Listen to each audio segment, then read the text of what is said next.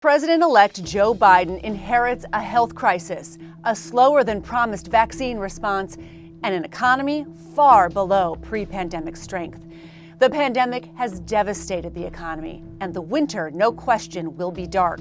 But hopes grow that Democratic control of the House, the Senate, and the White House means more targeted fiscal stimulus to help make families and businesses whole.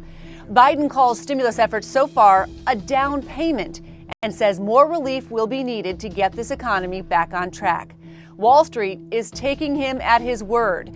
After the Democratic sweep in the Senate, Goldman Sachs upgraded its GDP forecast for 2021 to 6.4%. Morgan Stanley put its at 5.9%. Until then, here is where we are. An alarming 700,000 to 800,000 people each week filing for jobless benefits.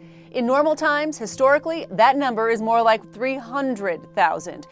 The summer jobs recovery has stalled. 22 million jobs vanished in the worst of the coronavirus recession.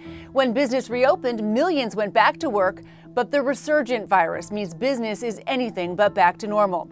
The American economy is still down 9.8 million jobs since the pandemic began. For the Trump presidency, through the end of 2020, a dubious record, a net jobs loss of about 3 million. Biden inherits a Main Street still suffering, an economic crisis, a jobs crisis, but Wall Street is looking ahead at widespread vaccine use, ushering in a transition back to a period when we can go out to restaurants and movies, to plan vacations, to get kids back in school and parents back to work.